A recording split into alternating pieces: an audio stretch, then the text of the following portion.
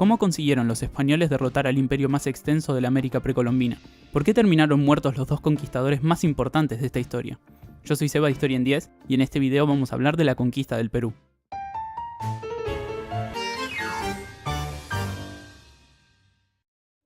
Para 1532, cuando los españoles empezaron la conquista del actual Perú, la región estaba dominada por el Imperio Inca. Los incas llevaban siglos ahí, pero durante el siglo XV, a partir del reinado de Pachacútec y sus sucesores, habían logrado extenderse a lo largo de los Andes, desde el sur de Colombia hasta el norte de Chile y Argentina, incluyendo Perú, Ecuador y parte de Bolivia. Para comienzos del siglo XVI, su imperio, llamado el Tahuantinsuyo, abarcaba más territorio que ningún otro en la América precolombina. A la cabeza estaba el Inca, que era el emperador. Su capital era Cusco, su idioma oficial el quechua y su religión era politeísta. Entre sus dioses principales estaban Viracocha o Huiracocha, que era un dios creador, e Inti, el dios del sol y antepasado de los emperadores. Para poder conectar mejor semejante imperio, construyeron un sistema de caminos que cubría miles de kilómetros, pasando por montañas y desiertos. Estos eran recorridos por los chasquis, corredores que se encargaban de entregar mensajes. Además, para poder cultivar en lugares tan complejos, los incas usaron técnicas como las terrazas o andenes de cultivo, que permitían adaptarse al relieve y facilitar la distribución de agua. Pero sin duda su característica más interesante era su organización socioeconómica.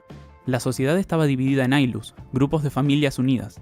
Cada comunidad buscaba cubrir sus necesidades compartiendo trabajo y bienes basándose en la reciprocidad. El Estado inca, por su parte, exigía trabajos en forma de mita, que eran turnos rotativos obligatorios por un cierto tiempo al año. Así se construían las obras públicas y se cultivaban las tierras estatales. Almacenando y redistribuyendo los excedentes se alimentaba a los trabajadores, al ejército y a los funcionarios. También se premiaba a líderes locales y se daba ayuda a ancianos o por malas cosechas.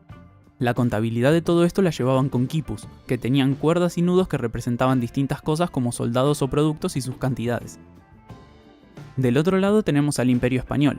Su rey era Carlos I de España y V del Sacro Imperio Romano Germánico, que hacía ya tiempo que ostentaba las dos coronas.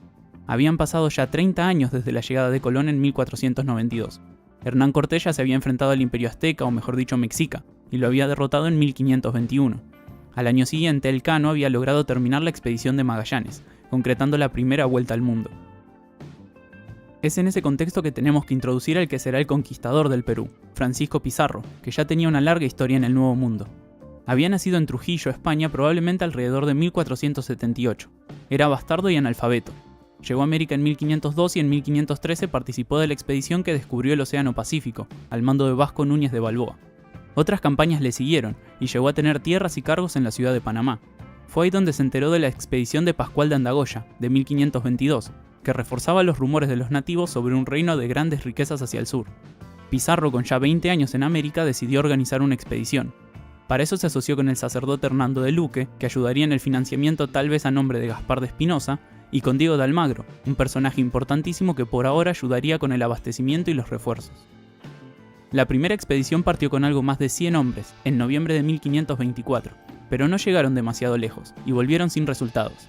La segunda empezó a principios de 1526. Tras muchos meses se encontraron con una balsa con mercaderes y con un cargamento que anticipaba riquezas. Pero para mayo de 1527 llevaban más de un año explorando y no habían encontrado nada que equiparara sus sufrimientos. Estaban en la isla del Gallo al sur de Colombia. En una ocasión, frente a los descontentos, Pizarro habría trazado una línea en la arena y preguntado quiénes se animaban a seguir con él para buscar riquezas.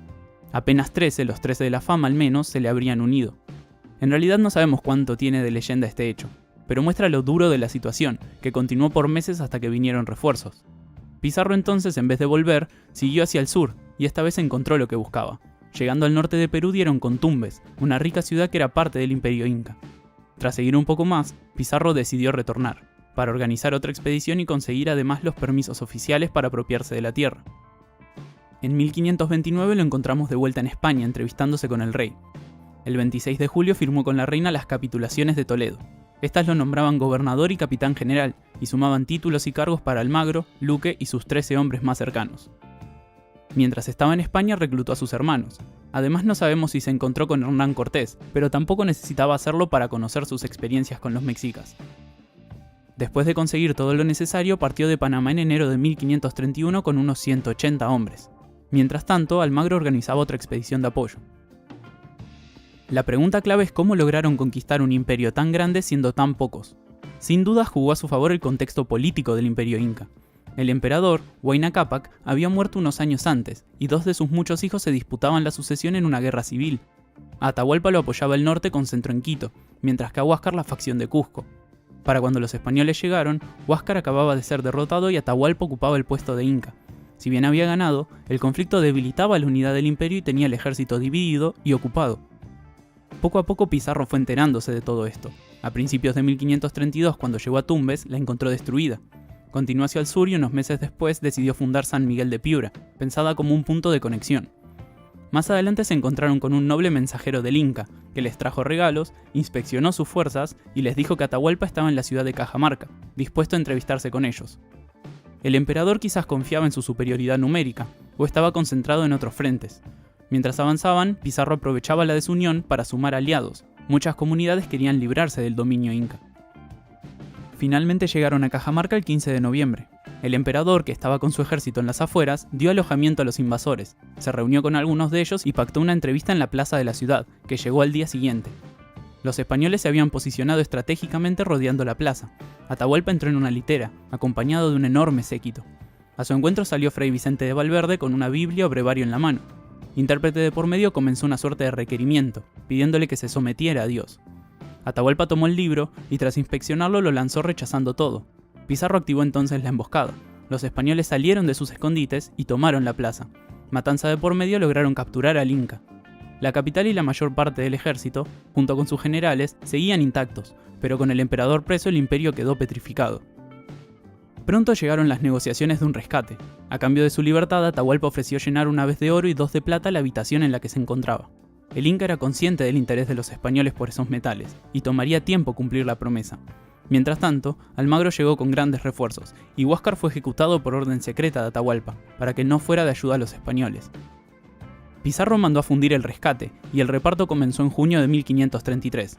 En función de las cifras de los cronistas, algunos calculan que recibieron unos 6.000 kilos de oro y 11.000 de plata. Pero a pesar de haber pagado, Atahualpa no fue liberado. De hecho, fue sentenciado por varios cargos y lo ejecutaron el 26 de julio, tal vez por miedo a que liderara una rebelión. El siguiente objetivo fue tomar Cusco, la capital. Partieron en agosto, después de coronar a su propio Inca. Nombraron a Túpac Hualpa, también hijo de Huayna Cápac, pero murió sospechosamente al poco tiempo. Lo reemplazaron con Manco, otro hermano y partidario de Huáscar.